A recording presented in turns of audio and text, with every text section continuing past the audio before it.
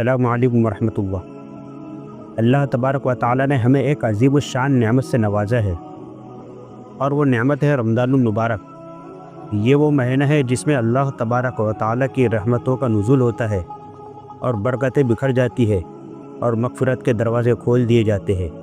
آج کی اس ویڈیو میں ہم بات کرنے والے ہیں کہ رمضان کی فضیلت کیا ہے اور اسے ہمیں کس طریقے سے گزارنا چاہیے۔ اللہ تبارک و تعالی قرآن پاک میں ارشاد فرماتا ہے، شہر رمضان الذی انزل فیہ القرآن ھدی للناس وبینات من الھدی والفرقان، جس کا ترجمہ ہے رمضان وہ مہینہ ہے جس میں قرآن نازل ہوا اور یہ حق و باطل میں فرق کرنے والا ہے۔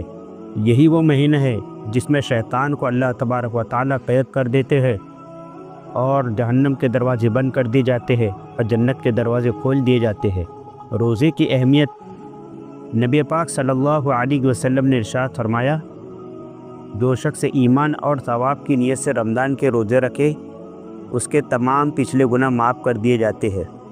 روزہ صرف بھوکا رہنے کا نام نہیں ہے، بلکہ زبان، آنکھ اور دل کو برائیوں سے بچانے کا نام بھی روزہ ہی ہے۔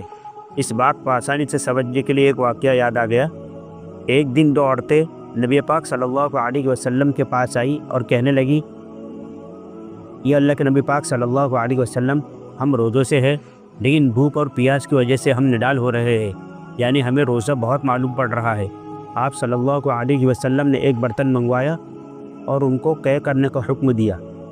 جب انہوں نے اس برتن میں قے کی تو خون اور گوشت کے لوتھڑے برآمد ہوئے۔ صحابہ حیران رہ گئے۔ نبی کریم صلی اللہ علیہ وسلم نے فرمایا، انہوں نے روزہ تو رکھا تھا لیکن دوسروں کی غیبت کر کر اپنے روزوں کو ضائع کر دیا۔ اس لیے کہ غیبت کرنا ایسا ہی ہے جیسا کہ اپنے مردار بھائی کا گوشت کھانا۔ یہ قصہ ہمیں یہ سبق دیتا ہے کہ روزہ صرف بھوکا اور پیاسا رہنے کا نام نہیں ہے، بلکہ زبان، آنکھ اور دل کو بھی پاک رکھنا ضروری ہے۔ رمضان کو بہترین طریقے سے گزارنے کے لیے 5 چیزیں ہمیشہ دھیان میں رکھیں۔ اگر آپ نے ان 5 طریقے سے رمضان کو گزارا تو انشاءاللہ تعالیٰ آپ کے رمضان بہت ہی کامیاب گزرے گی۔ سب سے پہلے تو نماز کی پابندی کریں، اس لیے کہ رمضان میں ہر وقت کا عبادت میں گزارنا ضروری ہے۔ قرآن کی تلاوت کریں، اس لیے کہ اس مہینے میں قرآن پاک نازل ہوا، اس لیے زیادہ سے زیادہ قرآن پاک کی اس مہینے میں تلاوت کی جائے۔ صدقہ و خیرات کریں، اپنے بھائیوں کی مدد کریں، اس لیے کہ اس مہینے میں نیکی کا اجر کئی گنا بڑھ جاتا ہے۔ ذکر اور دعا کریں، اس لیے کہ رمضان المبارک کا مہینہ قبولیت کا مہینہ ہے۔ اپنے لیے اور تمام امت مسلمہ کے لیے خاص طور پر دعائیں کریں۔ اپنے اخلاق کو بہتر بنائیں، غصہ، جھوٹ، غیبت اور بد زبانی سے بچیں، اس لیے کہ روزہ صرف کھانے پینے سے بچنے کے لیے نہیں بلکہ ہر برے کام سے بچنے کے لیے روزہ ہے۔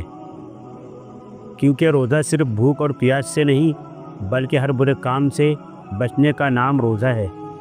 یہ تھے رمضان میں کرنے والے 5 کام۔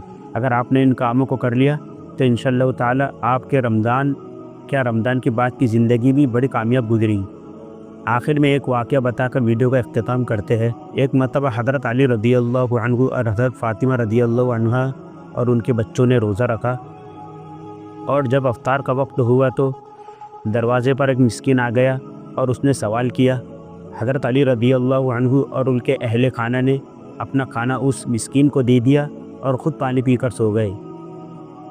اگلی شام جب روزہ افطار کرنے لگے تو پھر ایک یتیم آ گیا اور اس نے سوال کیا اور اپنا کھانا اس کو اٹھا کر دے دیا۔ تیسرے دن ایک قیدی آ گیا اور آپ نے اپنا کھانا اٹھا کر اس کو دے دیا۔